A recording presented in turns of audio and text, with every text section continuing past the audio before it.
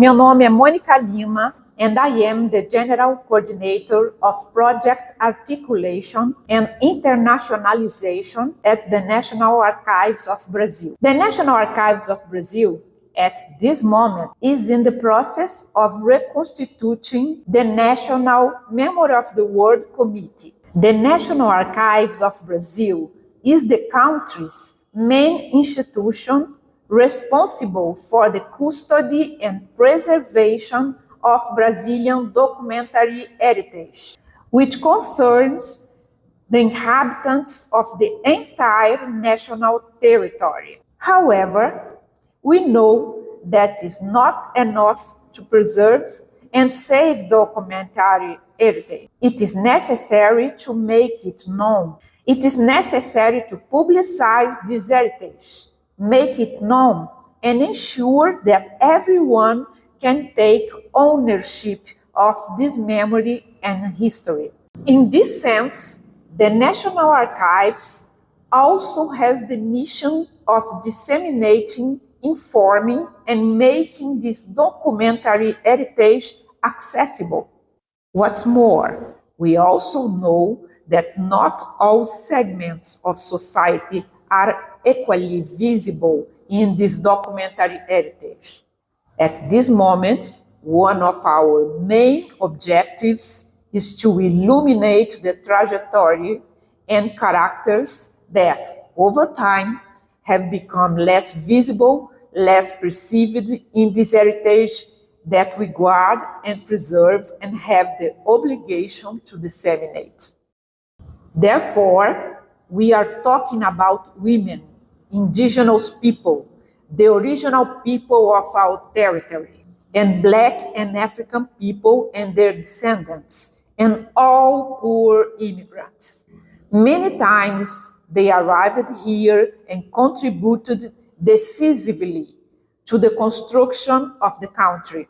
In this sense, the history of many people, the history of several people, and the history of all people must be contemplated, must be seen in this documentary heritage. This presentation, titled Feminism, Science, and Politics Berta Legacy, celebrates the Berta Lutz collection, which is part of the recognition of the Memory of the World program.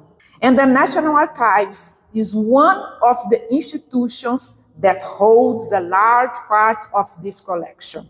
Next, let's hear more about this collection and about her, Berta Lutz. Olá, meu nome é Maria Elisa da Cunha Bustamante. I have a degree in social communication and I work at the National Archives of Brazil. Between 2006 and 2019, I worked as secretary of the National Committee of Brazil in the UNESCO Memory of the World program.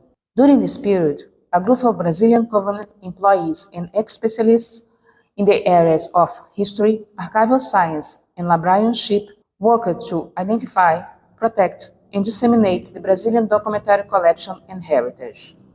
There were 111 sets of documents recognized in the National Registry of Brazil and 11 Brazilian records groups recognized in the International Registry of the MOE program. However, we must warn that of these 11 groups recognized in the MOE International Program, only 2 were produced by and or about Brazilian women.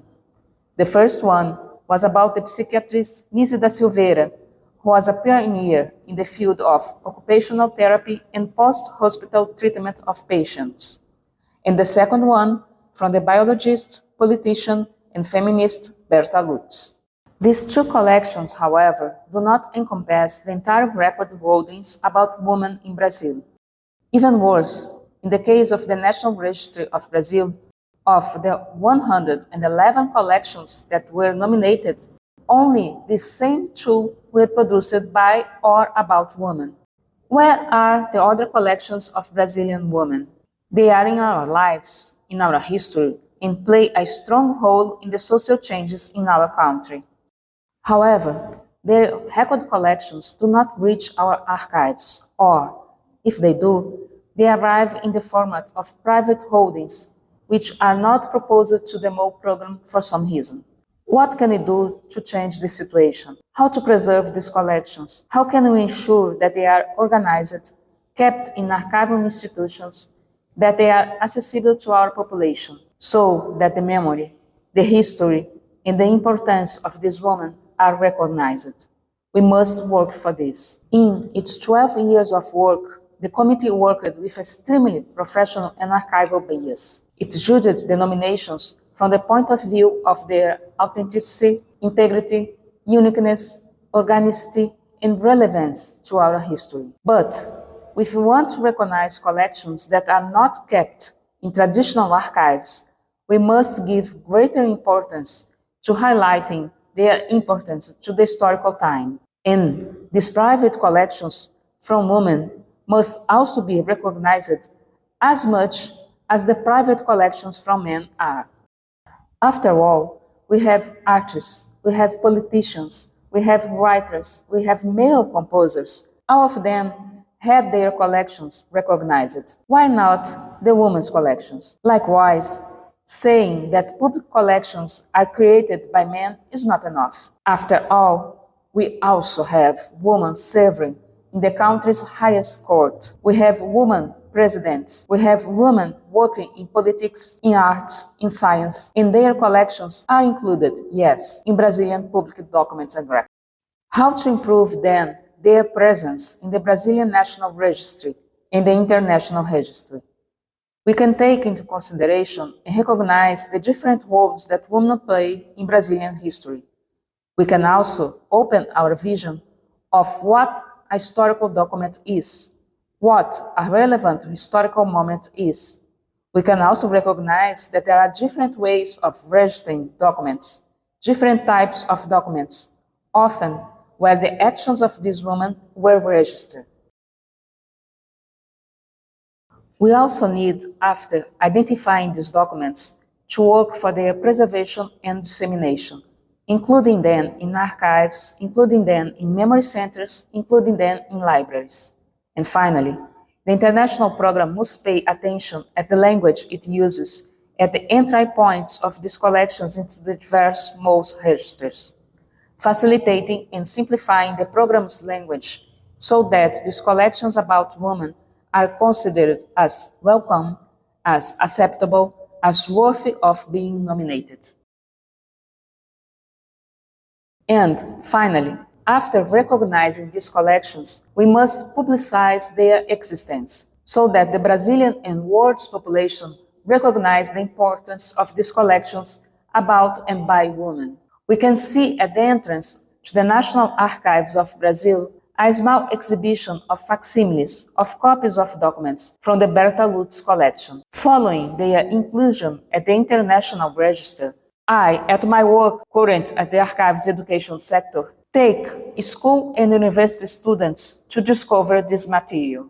And when I tell these young women and men that in the last century Brazilian women could not study, could not work without the permission of their fathers and husbands, that they did not have the custody rights over their own children, that they needed permission to travel out of the country, these young people are surprised. What surprised more is that women only in the 1930s got the right to vote. These young people do not know these facts of the history of their own country, and much less do they know that it was the work of the Brazilian Federation for Women's Progress, led by Berta Lutz, that helped to achieve these rights. This is the value of recording women's work. This is the value of remembering that the history of Brazil was also made by women. Thank you. Olá, meu nome é Viviane Gouveia. I am a researcher at the National Archives. I am a political scientist, and I work in the research sector here at the National Archives, which is where I am now. I will present the application Feminism, Science, and Politics, the Berta Lutz Legacy. It was an application for the memory of the world of UNESCO. First national in 2018, and then international in 2021/23. And for that I will have to go back a few years. As I said, it started in 2018 with the national candidacy, and the team from the National Archives met in 2017 to discuss which collections from that institution could apply for this program. The team came to the conclusion that the Brazilian Federation Fund for Women's Advancement would be a good choice. O Fundo Federação Feminina, Federação Brasileira pelo Progresso Feminino seria uma boa escolha. This collection is guarded by the National Archives, and it is a private collection. I'm going to talk a little about it. Many people think that the National Archive only collects public records from the Federal Public Administration, but in fact there are collections of public interest that are not from public organizations, but which are also here and come from companies or individuals. Organizations such as the Brazilian Federation for Women's Advancement. Pessoas, organizações, como a Federação Brasileira pelo Progresso Feminino. This federation was founded in 1922, after a few years of debates and other initiatives before that year. But it was actually established in 1922 here in Rio de Janeiro. It lasted until 1986, although it was more active in the 1920s and 1930s. This organization, this entity basically opted for women's rights.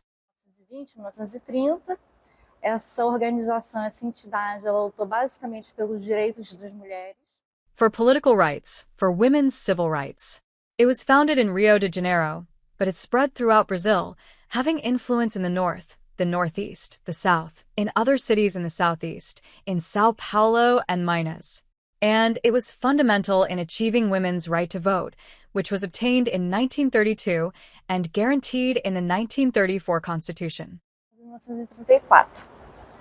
Então, o Fundo Federal. The Federation Fund is here at the National Archives and was chosen in the year 2017 to create a candidacy for the Memory of the World Brazil program.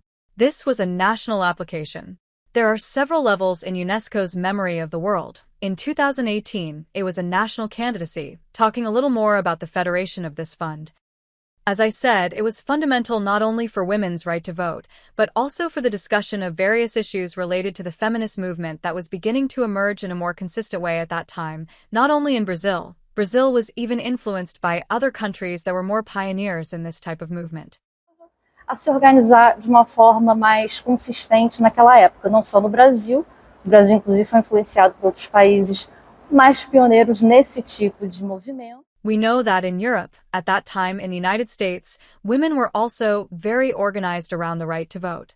But there were other discussions as well. There were discussions regarding, for example, the autonomy of women who for a long time in Brazil could not open a bank account without their husband's authorization. Married women, in the case of single women, they were more independent, so to speak, had more rights, but more independence, more autonomy.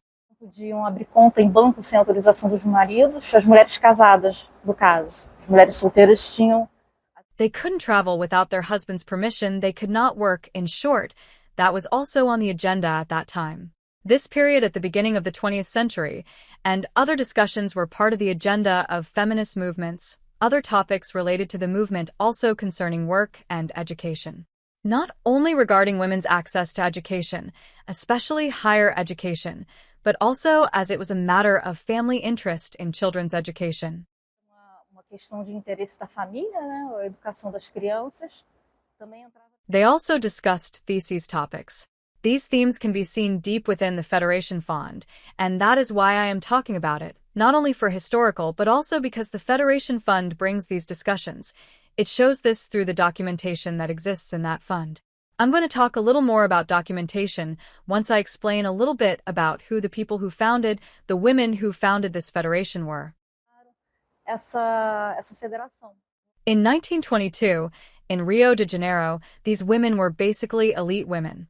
They were women who were not involved with other social movements such as the union movement, anarchist movement, communist movement, labor movement. There were exceptions. We will even notice that from the end of the 20s and beginning of the 30s, some of these women who were more involved with other social movements moved away from the Federation. Envolvidas com outros movimentos sociais se afastam da federação.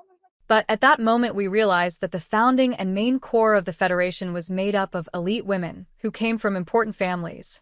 They were educated women, many of them influenced by the struggle that was taking place in Europe.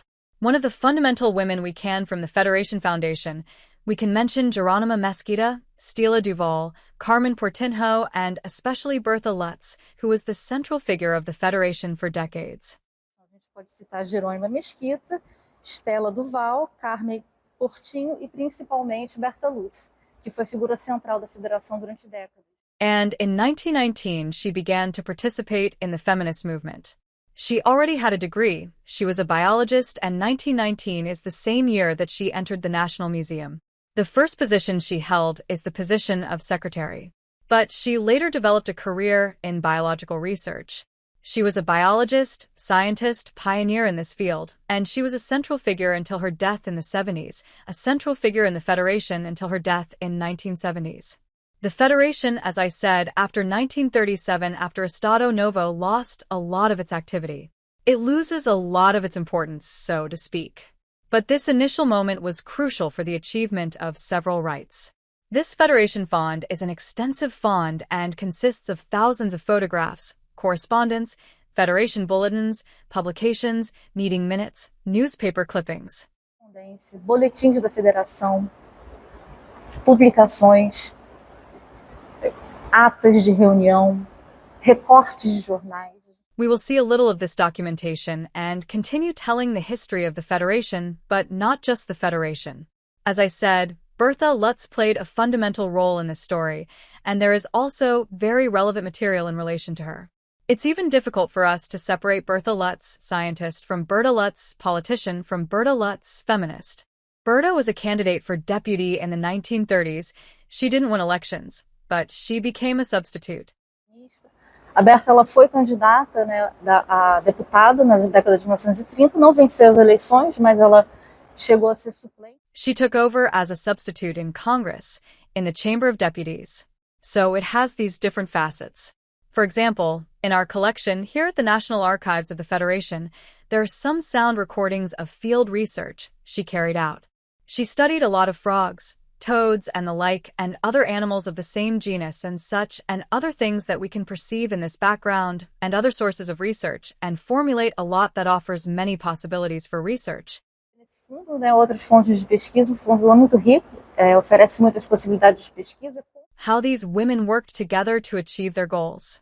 There was a political situation that was very focused on personal connections to gain support for the women's cause. And we realized this through present letters. Basically, we also notice the international role of the feminist movement, not just the Federation, but there are photographs of various events of feminist associations and organizations that discussed various topics, including world peace. Mas existem fotografias de vários eventos de associações e organizações feministas que discutiam vários temas, inclusive a paz mundial. Let's remember that this decade, these 2 decades, the 20s and 30s, were between the wars. And it was a far from peaceful interwar period between the First and Second World Wars. Several issues threatened peace. Many women also took part in this line of discussion, and finally, several themes related to this collection. E, enfim, várias temáticas relacionadas a esse acervo. Going back to 2017, 2018, and the application to the memory of the World Registration, after it was decided that the Federation would be an excellent proposal, it would make an excellent proposal, we started prospecting, investigating other institutions that also had documentation that also had a collection relevant to this topic. Bertha Lutz was chosen as the axis of this candidacy, this proposal. Dessa candidatura, dessa proposta.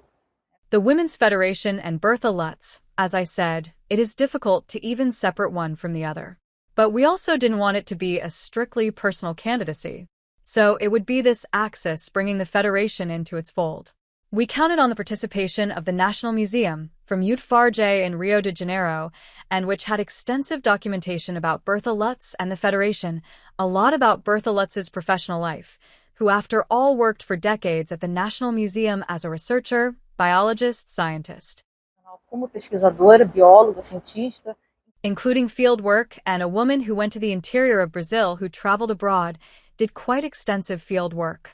So, we had the National Museum, we had the Memory Center at Unicamp, at the University of Campinas, which is a subseries related to Adolfo's background, who is a deputy, a senator from São Paulo, who led the fight for women's suffrage. Que era deputado, senador paulista que encampou a luta pelo voto feminino. We also had the Documentation Center of the Chamber of Deputies with records of Bertha Lutz's proposals and speeches in the brief period in which she, as an alternate, took over as deputy. At the time, Rio de Janeiro was still the capital of Brazil, but the documentation is in Brasilia. And we also had the Itamaraty Historical Archive, Bertha Lutz, this is important to mention. She was one of the very few delegates at the San Francisco Congress in 1945, after the war that created the United Nations. And she played an very important role in ensuring that the gender issue and gender equality was explicitly included in the new charter. In the charter that founded the United Nations, the UN played its crucial role. Das Nações Unidas, a ONU. Esse papel crucial dela. It was forgotten for many years, but in recent years it has been brought to light.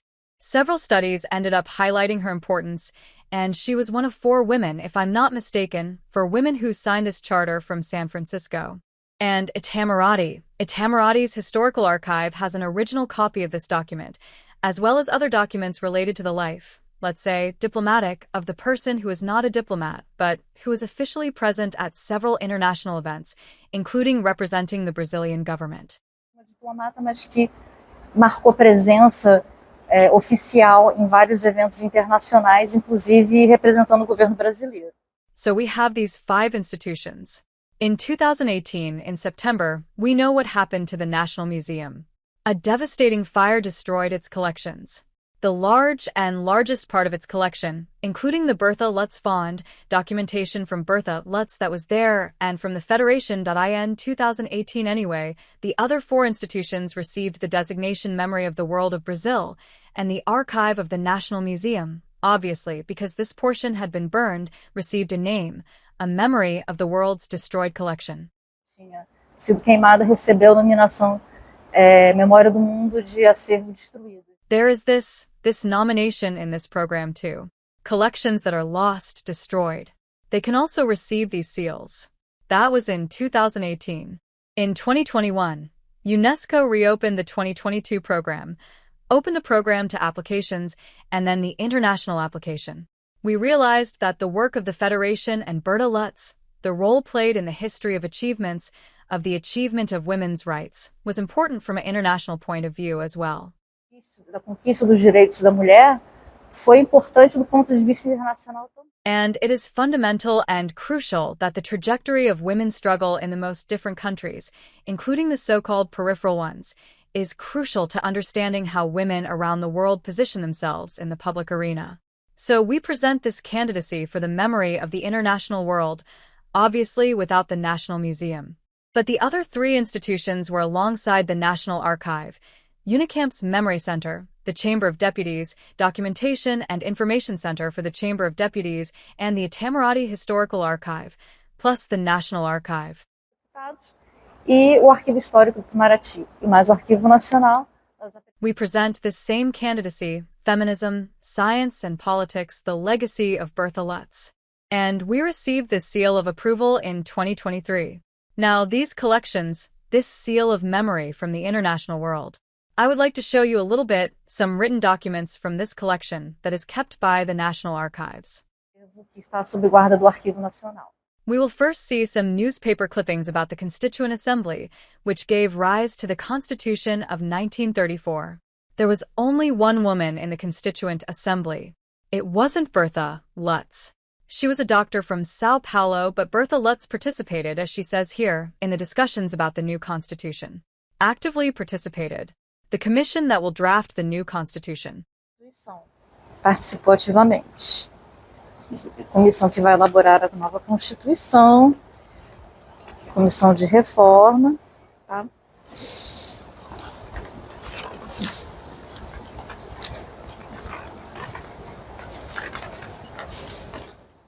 Here we already have a slightly more organized collection of newspapers not about constituents, but about the feminist movement. Adhesion to the women's work in Rio by employees. Obra do Rio Feminina, pelas empregadas. About the war. About women's suffrage. About work. About studies. Technical School will produce the first national civil engineer. We remember that at that time access to certain professions was quite limited. Engenheiro Civil Nacional, a gente lembra que naquela época o acesso a determinadas profissões era bastante limitado. Esse documento é bastante... This document is quite interesting. The National Archive also has some material linked to Bertha Luz's career at the National Museum, such as this file here. We even have a photo of her. It was authorization to carry out field work. That was still in 1925. Isso em 1925 ainda.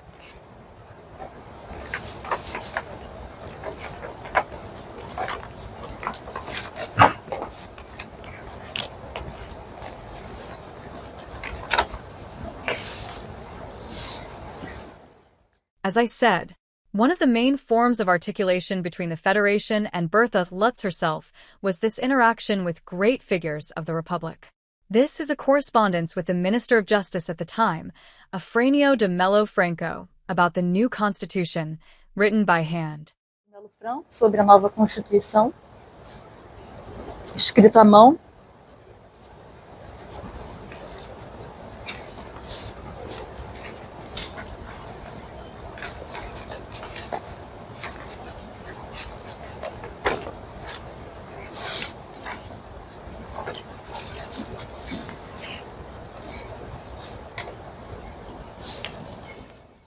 And here we have some proposals drafted by Bertha Lutz herself in relation to what would be important to defend in terms of women's rights in the new constitution, that of 1934, also signed by Bertha Lutz herself, which is quite a draft that will give rise to official documents produced by the Federation. Documentos oficiais da Federação.